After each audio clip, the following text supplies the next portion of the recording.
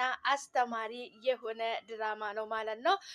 በነገራችን ላይ ሱራፌል የቤዛ ባለቤት ህጋዊ ባሏ ቢሆንም ነገር ግን ከትዕግስት ጋር ሆኖ ለመጉዳት እነሱን እሷን ለመጉዳት እሷን ለማጥፋት የሚጥሩበት መንገድ ነው ማለት ነው።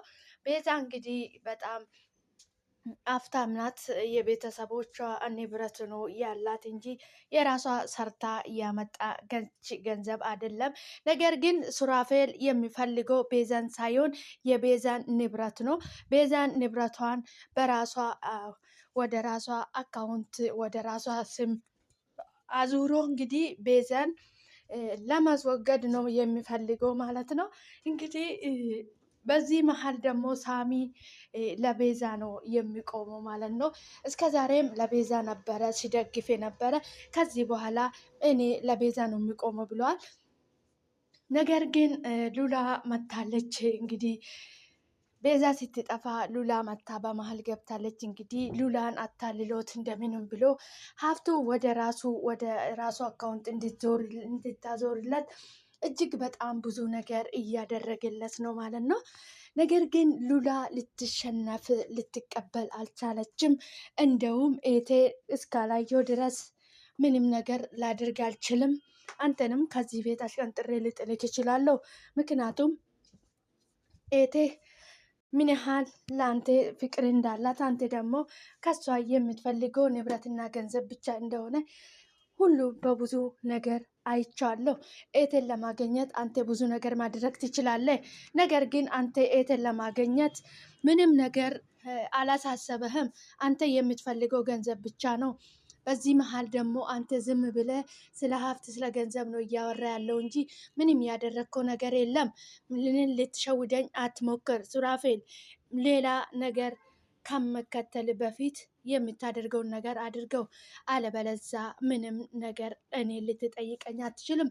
እኔ ደግሞ የፈለግኩትን ማድረግ እችላለሁ በማለት እንግዲህ ትናገራለች። በዚህ መሀል ሱራፌል በጣም ተናዷል ማለት ነው። ሳሚ እንግዲህ ምንጊዜም እንደ በፊቱ ከቤዛ ጎን፣ ቤዛ እንግዲህ ተገጭታ በመኪና ስታመልጥ ከታገደችበት ቦታ ተገጭታ ስታመልጥ እንግዲህ በሐኪም ቤት ገብታለች ማለት ነው። በዚህ መሀል እንግዲህ ሱራፌል እና ዶክተሩ ተባብሮ ቤዛን ሊያስወግዷት ነው የሚፈልጓት ማለት ነው።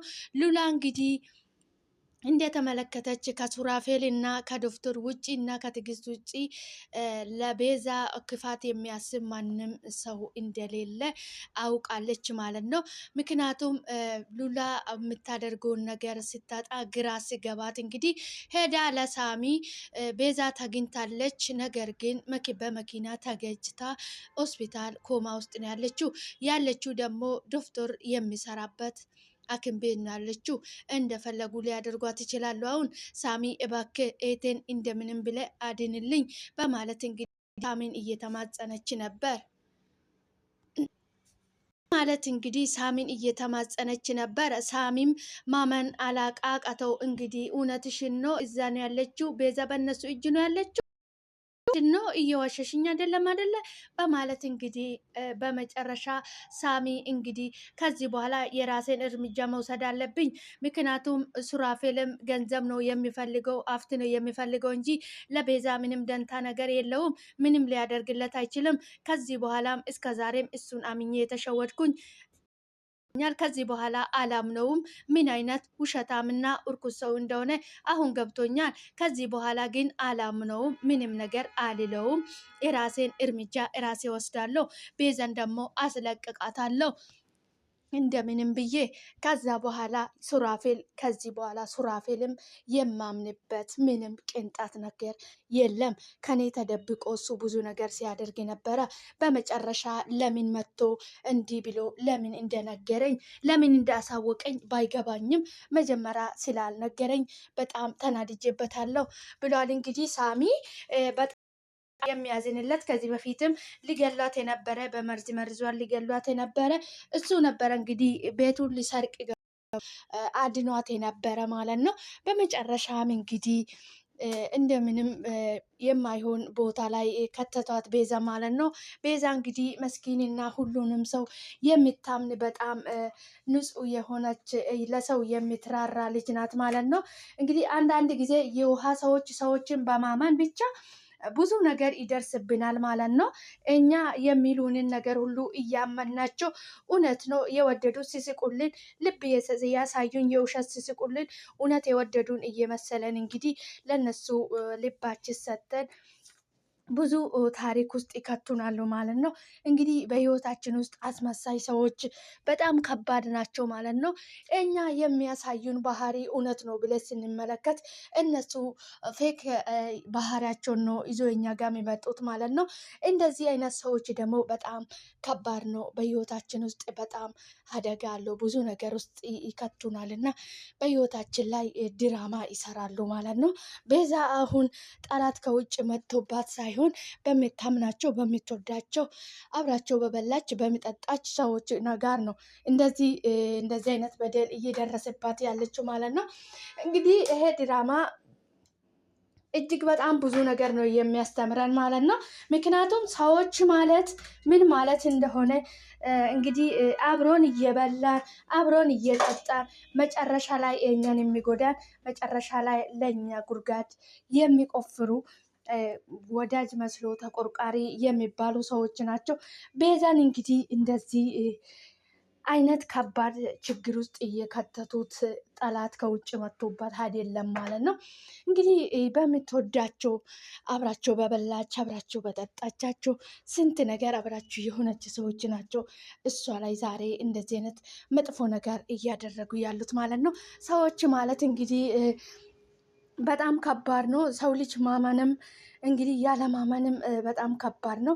ከሰዎች ጋራ እስከ ኖርን ድረስ ደግሞ ሰዎችን ማመን ግዴታችን እስከሆነ ድረስ ከሁሉም ነገር መቆጠብ፣ ይሄንን ሰው እንወዳለን ብለን ራሳችን አሳልፈን ያለመስጣት መቆጠብ እንዳለብን ነው የሚያስተምረን ይሄ ድራማ ማለት ነው።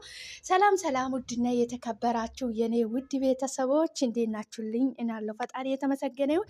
እናንተም ሰላም እንደምትሆኑልኝ ተስፋ አደርጋለሁ። በያላችሁበት ቦታ ፈጣሪ ሰላማችሁን ያብዛልኝ። እኔ ጋ የበዛ ሰላም ለእናንተም ይብዛላችሁ እያልኩ ዛሬ በአዲስ ቪዲዮ መጥቻለሁ ማለት ነው። እንዴት ናችሁልኝ? ፈጣሪ በያላችሁበት ቦታ ሰላማችሁን ያብዛላችሁ። እንግዲህ እንኳን ወደ ቤቴ በሰላም መጣችሁ። እንግዲህ ቤቴ ስለመጣችሁልኝ ደስ ብሎኛል። ስላገኘኋችሁ ሰላማችሁ ይብዛልኝ። ፈጣሪ ከክፉ ነገር ሁሉ ይጠብቃችሁ። እንኳን ወደ ቤቴ በሰላም መጣችሁ። በድጋሜ ቪዲዮን ስታዩ ላይክ አድርጉልኝ። መልካምነት ለራስ ነው፣ አይከፈልበትም። ምንም ከኛ የሚጎል ነገር ስለሌለ ሰላማችሁ ይብዛልኝ። ፈጣሪ ከክፉ ነገር ሁሉ ይጠብቀኝ። ሼር፣ ላይክ፣ ሰብስክራይብ በማድረግ አበረታቱኝ። መልካምነት ለራስ ነው። ሰላማችሁ ይብዛልኝ። ዛሬ እንግዲህ በአዲስ ቪዲዮ መጥቻለሁ። አዲስ ቪዲዮ እንግዲህ ቤዛ በጣም የምታዛዝን ሩሩ የሆነች ልጅ ናት ማለት ነው። ሉላ እንግዲህ መንታ ኤቷ ናት ማለት ነው። ሉላ መንታ ኤቷ ብትሆንም እሷንም እንግዲህ ተንኮል ሰርቶበት እሷንም ሌላ ኬዝ ውስጥ ለመክተት እየጣሩ ነው። ነገር ግን አሁን ከሉላ ጎን ያሉ ሳምና የሉላ አክስትና ሁለቱ ሴቶች ናቸው ያሉት ማለት ነው አጠገባቸው።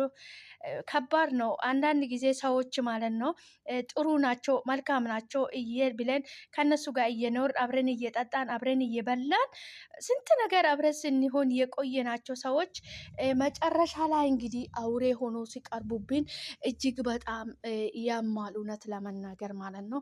በጣም ነው የሚያዛዝነው። ፈጣሪ ከእንደዚህ አይነት አስመሳይ ሰዎች ይጠብቀን። በጣም ነው የሚከብደው። አብረን በበላን አብረን በጠጣን በምንወደው ሰው ስንካድ በጣም ይከብዳል ማለት ነው። እንግዲህ ሰዎች ስንባል ሰዎችን ለመጉዳት የምንጥረው ደካማ ጎናቸውን ፈልገን ነው ማለት ነው። ቤዛ እንግዲህ በጣም መልካምና ጥሩ ልጅ ነበረች ማለት ነው። እንግዲህ ሉላ አሁን ስለ ኤቷ በደንብ ሁሉንም ነገር ገብቷታል ማለት ነው። ሱራፌል እንግዲህ ለቤዛ አውቆ ነው እንጂ እንደማይወዳት አፍቱን ብቻ እንደሚፈልጋት ነው እየተረዳች ያለችው ማለት ነው። እንደዛ ነው ተረዳሁት። ያንተን አስተሳሰብ እየተረዳው ያለውም እንደዛ ነው በማለት እንግዲህ እየነገረችው ነው ማለት ነው። እሱ ግን እኔ በጣም ነው የምወዳት፣ በጣም ነው የማፈቅራት ቤዛን እያላት ነው ማለት አይመስለኝም እያለች ነው እሷ ማለት ነው። እና ታዲያ ቆይ ሉላ ምን ማድረግ ነበረብኝ?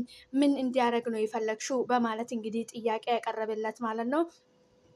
ሱራፌል ምንድን ነው የማደርግ ብለህ አትጠይቀኝ። አንተ እኮ ቤዛን የምትወዳት የምታፈቅረው ቢሆን ኖሮ እጅግ በጣም ብዙ ጋሉ ማድረግ የምትችለው። አንተ ግን እሷን ለመፈለግ ለእሷ መስዋዕት መክፈሉን ትቴ አንተ በዚህ ሰዓት እየፈለግ ያለው ንብረት በአንተ ስም እንዲዞርልክ ነው። ይሄ ደግሞ ሂልም ነው እንጂ ላደርጎ አልችልም።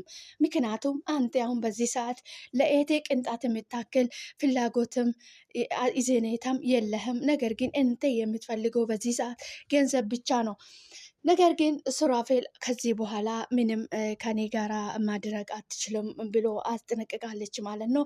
እንደውም ጠበቃውን አናግርና ገንዘብ አውጥቼ አክስቴን አሳክማታለሁ በማለት እንግዲህ ለሱራፌል ተናግራለች ማለት ነው። ሱራፌል እንግዲህ ፍላጎቱ በሷ ያለው ሀብት በሙሉ ሆቴል ሳይቀር በሙሉ በሱ ስም እንዲዞር ነው የሚፈልገው ማለት ነው። ሉላ እንግዲህ የእሱ አስተሳሰብ